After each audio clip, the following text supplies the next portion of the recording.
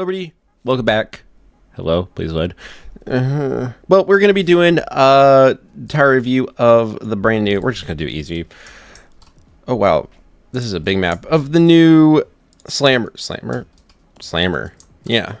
So I'm just going to place one like right here. So we're going to go over everything using easy modes. So because it's easy. These things can pretty much get one shot. So base damage of 10 and got a DPS of 3.6 and is able to hit up to 7 targets. Did it get a recent buff? The beginning max was only 4, now I can do 7, so the base level is a lot better. So making it just a very good early game tower is actually quite good. The tower itself is kind of basic, which I do have to say, and she does look really tired. The hammer does say GDA on it, which is pretty cool. Please be able to actually hit them all. Okay, there we go. Range is kind of... one's leaking, whatever. Her range is kind of meh, but not bad. If we upgrade it to top path, we can upgrade it twice. Go damage from 10 to 15, and then 15 to 25. Nothing really that much crazy other than that. Bottom path, though, will increase the damage and reload time, and the range is what we really do need right now. And we can upgrade it one more time to even more range, and have her attack even a little bit faster. I might place a second one, like, right here for... a little bit of cleanup after that, and then it starts to get a little expensive. The top path increases a bunch more damage and can hit up to 9 enemies. The bottom path does a little bit less damage, also is cheaper, but it does have a really nice stun duration of 1 second, and this one has a stun duration of 0.3. Plus, the bottom path can see stealth enemies. So because the bottom path is cheaper, I think we're going to start with that for right now. Just with the bottom path already, its damage is now at 49. And it has a stun duration of 1. DPS of 21.8, which isn't great for that little range, but the stun duration does make up for that.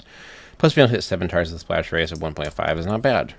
I haven't looked at this map, so I want to take a second. This map is really long.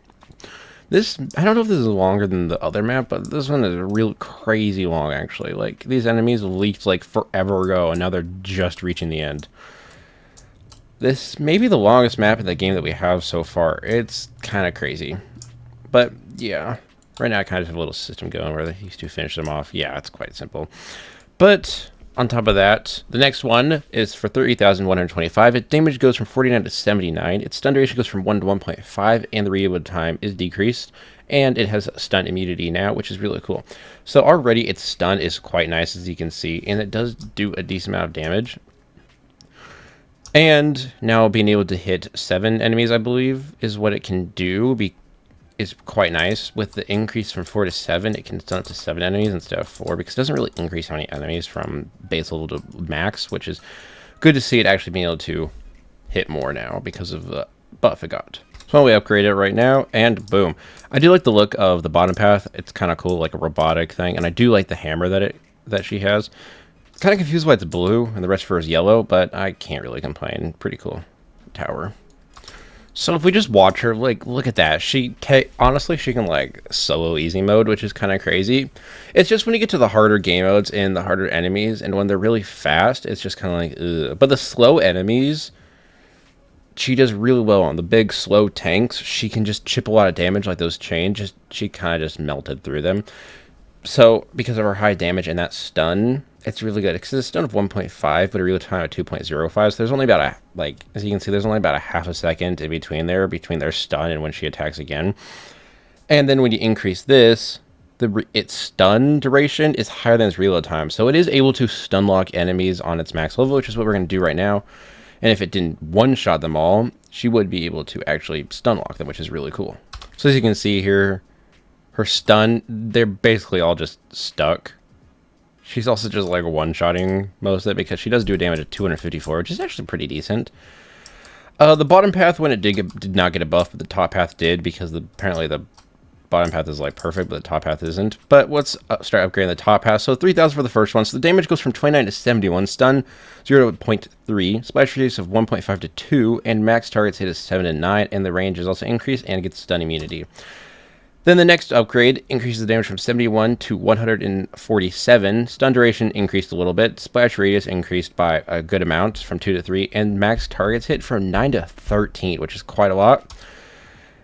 Then damage on the final level goes from 147 to 422, stun duration of 0.5 to 1, which is pretty good. Max targets hit is 13 to 17, reload time of 2.45 to 1.95, a range of 6 to 7, and it gets an ability, which is quite good. She's able to do a lot of damage, only issue is, her small range. If she is able to hit 17 enemies at one time, 422 times 17 does end up equaling 7,174 damage, which is kind of insane, to be honest. I should probably actually level this guy up a little bit, because we don't want to lose right now. But that's a lot of damage that the thing is able to do if you can, actually, like hit 17 enemies, which is not easy to do. But 17 enemies is a lot. So between the two towers, I do have to say that the stun from the bottom path is definitely really nice, but the damage from the top path is pretty good. As you can see, just these two towers, and then like the Golden Ranger, just to clean up a little bit, is actually working so well. It's just really nice, to be honest. So watching these two, they pretty much just obliterated the Abomination, just the two of them. That's crazy. I just love watching this tower. So as we're watching this tower kind of just demolish, I do want to talk about, should he buy it or not? So the thing is, you have to get to level 75.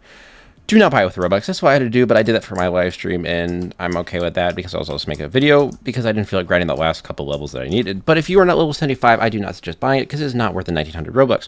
Its stun is quite nice, and it is able to easily be easy, but when it comes to harder game modes like Endless and Expert and stuff like that, where by the time you're at level 75, that's kind of the game modes that you are grinding, it's really not as good as you may think.